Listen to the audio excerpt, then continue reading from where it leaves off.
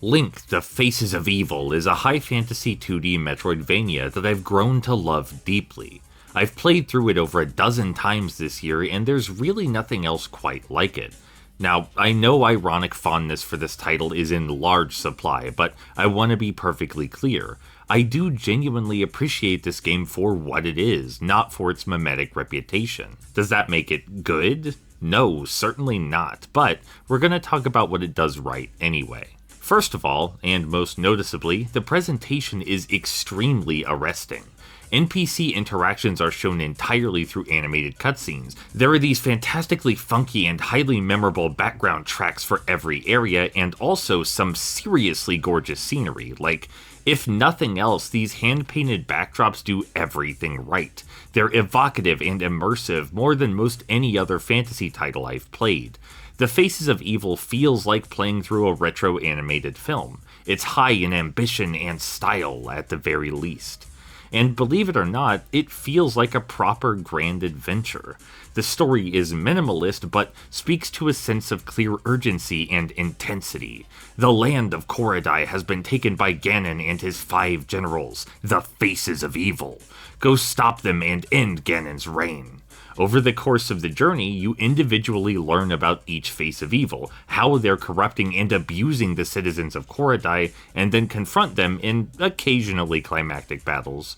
Regardless of how off-model and uncanny the cutscenes themselves are, the characters within them and the atmosphere they provide is wonderful.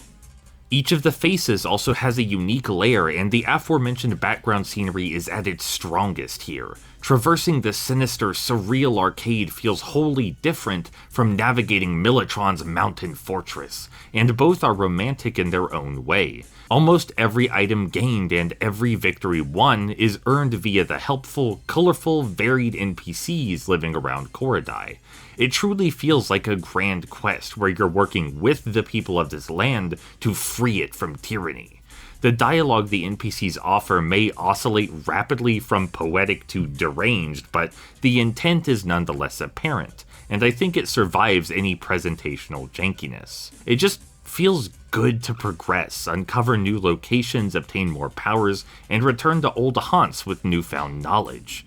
There's even a miniature economy at play, where you've always got to keep your eye on your rubies, fireballs, and snowballs to ensure you're equipped for any challenge which lie ahead. The game is also almost exclusively non-linear. Even after playing it so many times, I'm still finding new ways to approach the ultimate goal of Ganon's defeat. It feels very substantial despite how truthfully compact it all is. It's the essence of sword and sorcery distilled into an expansive and paradoxically bite-sized world. The game obviously isn't without its fault or anything. It features countless unfair traps, trivial boss fights, confusing entryways and exits, and a comically anticlimactic final battle, but none of that really matters to me, I guess.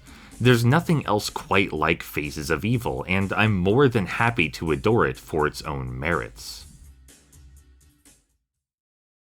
For full disclosure, I was playing the PC port of the game, which fixes the frame rate. I was playing it using the original CDI settings otherwise.